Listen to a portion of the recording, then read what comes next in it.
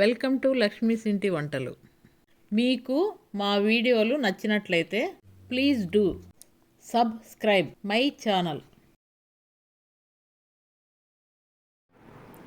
పుట్నాల పొడి లేక పప్పల పొడికి కావలసినవి: 1 కప్పు పుట్నాలు, 1 చిన్న కప్పు ఎండుమిర్చి, 1 చిన్న కప్పు ఎండు కొబ్బరి ముక్కలు, 10 వెల్లుల్లిపాయలు, 2 స్పూన్లు ధనియాలు, half teaspoon salt, 1 tablespoon జీలకర్ర, 10 కరివేపాకు ఆకులు.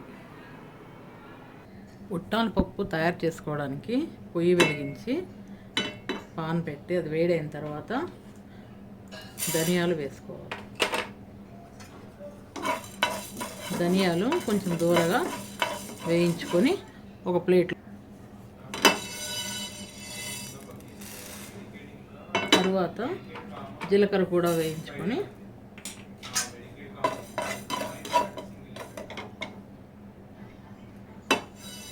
అవి కూడా ఒక ప్లేట్లోకి తీసుకోవాలి. తరువాత కరివేపాకు వేసి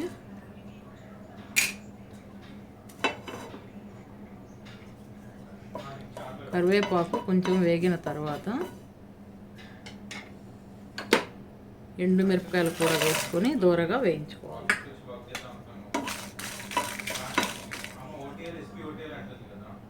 ఎండుమిరపకాయలు కూడా వేగిన తర్వాత జీలకర్ర ధనియాలు అన్నీ కలిపి ఒకసారి ఇలా కలుపుకొని స్టవ్ ఆఫ్ చేయాలి. తర్వాత అవన్నీ చల్లార్చుకోవాలి.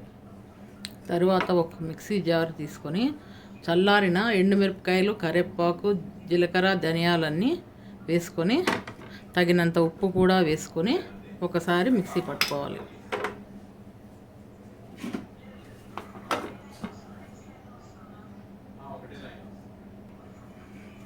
ఇలా ఒకసారి మిక్సీ పట్టుకున్న తర్వాత ఇందులో ఎండు కొబ్బరి ముక్కలు కూడా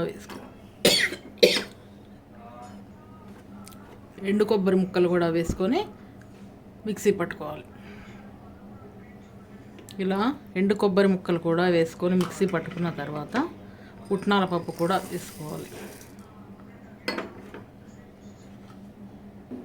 ఇలా పుట్నాల పప్పు కూడా మిక్సీకి వేసుకున్న తర్వాత చివరగా వెల్లుల్లిపాయలు కూడా వేసి ఒకసారి కచ్చా పచ్చాగా మిక్సీ పట్టుకోవాలి. అంతా మిక్సీ పట్టుకున్న తర్వాత పప్పుల పొడి ఇలా రెడీ అవుతుంది.